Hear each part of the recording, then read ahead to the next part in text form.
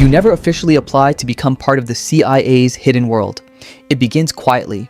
A conversation, a recommendation, a strange email after university, a man in a suit who somehow already knows your name. At first, it feels exciting. You tell yourself you're serving your country, protecting national security, fighting threats nobody else can see. But the deeper you climb inside the CIA, the more your old life disappears. Your friends stop asking where you work. Your family stops believing your excuses. Your phone is never truly safe. Your passport fills with fake identities. And eventually, you realize the most dangerous thing about the CIA isn't the missions. It's what the job slowly turns you into.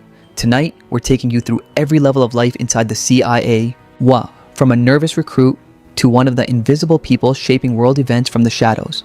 This is your life at every level of the CIA. Level 1. The recruit.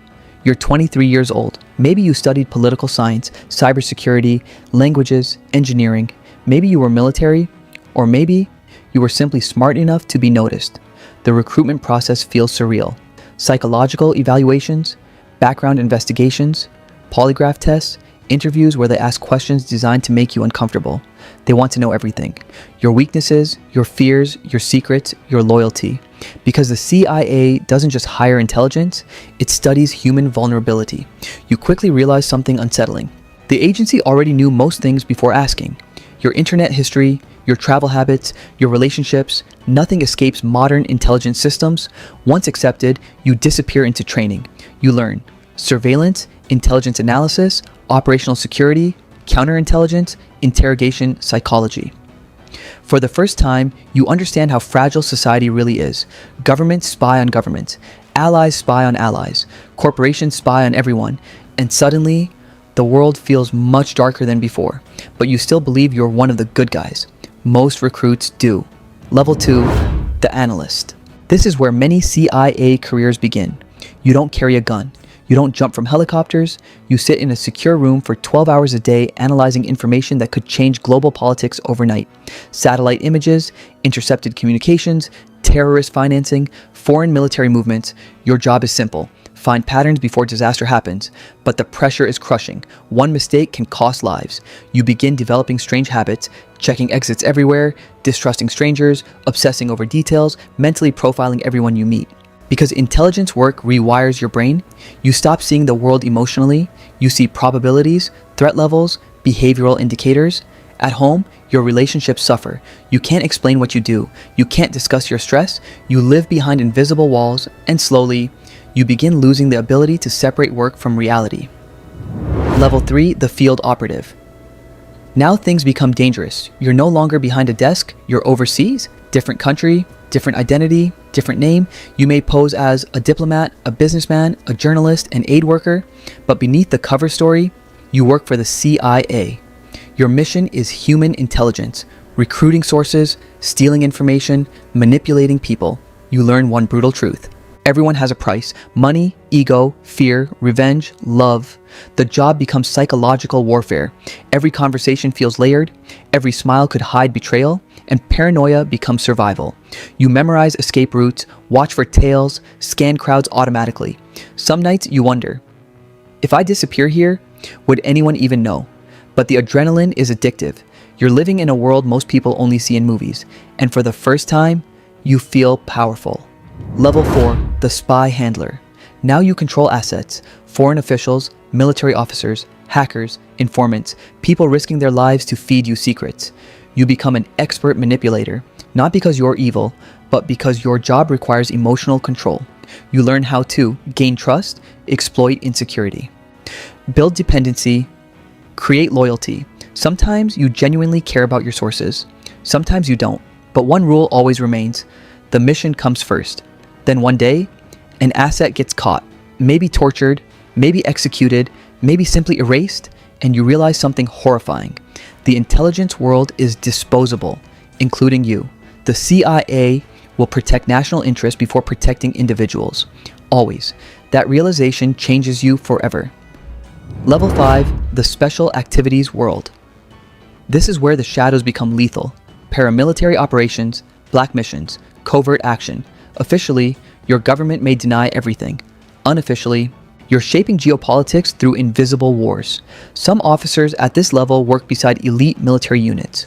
Others coordinate operations nobody will ever publicly acknowledge. You witness coups, insurgencies, targeted operations, cyber sabotage, proxy wars, and morality becomes complicated. You start asking dangerous questions. Are we preventing chaos or creating it? But intelligence culture discourages doubt. The system rewards results, not conscience. Many officers begin emotionally disconnecting from normal society because ordinary life feels painfully naive compared to what they've seen. You stop discussing politics casually because you know how much of world history happens behind closed doors. Level 6, the Senior Intelligence Officer. At this stage, you no longer chase information. You shape operations globally. Entire networks answer to you. You manage covert missions, regional priorities, recruitment pipelines, foreign influence recruitment pipelines, foreign influence operations. The stress becomes constant. You sleep lightly, travel constantly, trust almost nobody. You've spent years living under partial deception. And now, you barely remember who you were before the agency. Your personal life is fragmented. Divorces become common, alcohol problems become common, isolation becomes common because secrecy slowly destroys intimacy. How do you connect deeply with someone when most of your life can never be spoken aloud? You've gained influence but lost normality, and sometimes late at night, you wonder whether the trade was worth it. Level 7, the Invisible Architect. Very few people ever reach this level. These are the individuals operating near the highest circles of intelligence power. They advise presidents, influence foreign strategy, coordinate global intelligence relationships. They understand secrets capable of changing history, and paradoxically, they often become ghosts themselves. No public fame, no recognition, no visible legacy, just classified operations buried inside locked archives. By now, you understand the deepest truth of intelligence work. Power is most effective when nobody sees it. You've spent decades manipulating perception itself. Information, fear, narratives, conflicts, and eventually, you stop viewing the world like ordinary people entirely. Everything becomes strategy, even human emotion. At this point, retirement feels impossible. How do you return to normal life after decades inside secrecy? Many can't. Some become professors, consultants, defense advisors, but psychologically, part of them never leaves the intelligence world because once you spend years seeing hidden systems, you can never fully unsee them. Movies make the CIA look glamorous, but real intelligence work often creates chronic paranoia, emotional isolation, anxiety, burnout, identity fragmentation. Living under deception changes the human mind. Especially over decades, many intelligence officers become excellent observers, but terrible at vulnerability, because vulnerability becomes dangerous in their world. Trust becomes conditional, relationships become tactical, even silence becomes a habit. And perhaps that's the darkest part of life inside intelligence agencies. Not the danger, not the secrecy, but the gradual erosion of your authentic self.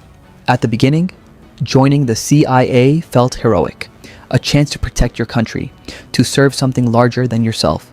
And maybe that part was real, but as you climbed higher through the levels, you entered a world built on secrets, manipulation, and invisible power.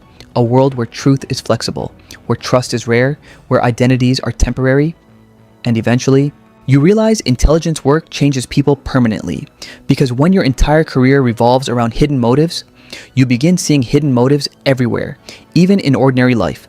The CIA operates in the shadows, but the greatest shadow it creates may be inside the people who serve it. So the next time you hear about espionage, remember, behind every classified operation is a human being slowly disappearing into secrecy. And the higher they rise, the less of themselves remains.